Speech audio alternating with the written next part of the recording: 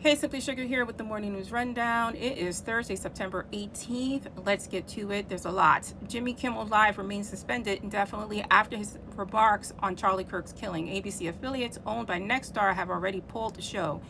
In its place, Sinclair Broadcasting Group will air nationally televised memorial services for Kirk. Sinclair is the largest local TV broadcaster in the U.S., operated with 185 stations in 86 markets. Nexstar is the second. This is very important because they are right-leaning broadcasting stations, and as someone who leans left, it's time to speak with our dollars in a unified way. I will not be watching any of this as I go to bed at 8:30, and I never turn on the television when possible, only to catch up with what mainstream media is saying and coming to correct it on my channel. Trump announced that Antifa will be designated a terrorist organization, framing it as a domestic threat. You know who's not listed on there? White supremacist group. Antifa is short for anti-fascist. It's not a centralized group, but a loose network of activists who confront white supremacist far-right groups and authoritarian ideologies. As a democratic society, we all should be anti-fascist. We all should be, I'm going to relax myself. We all should be anti-fascist because we are a pro-democracy society. Or are we? What do we stand for? Critics argue it sets a precedent for using counterterrorism powers against political opponents, and that's exactly what it is.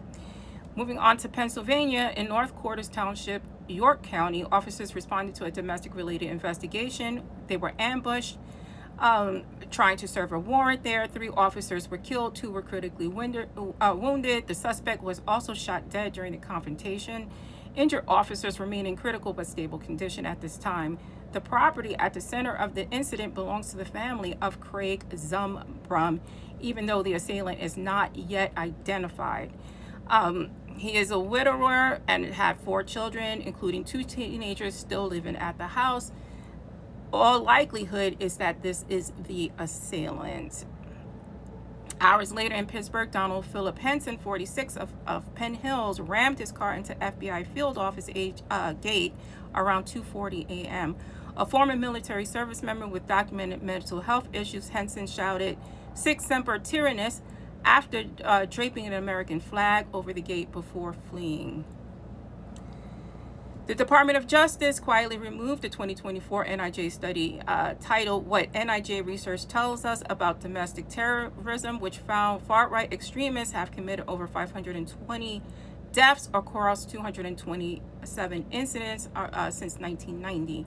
If you look at yesterday's morning rundown, I have a link to this document. You should download it and keep it.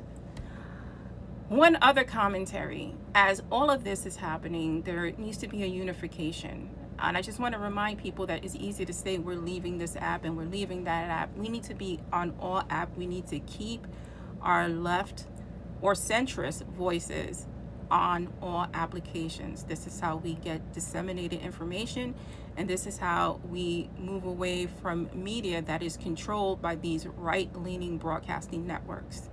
Remember, our voice is our power, but what's more powerful than our voice is our dollar. I'm Simply Sugar. Stay safe, stay smart, stay informed. Please let me know your opinion, and you can follow me everywhere. I'm going on Patreon. I just started that page, haven't uploaded anything on there. I'm still figuring that out, but I will be on there for a less censored commentary.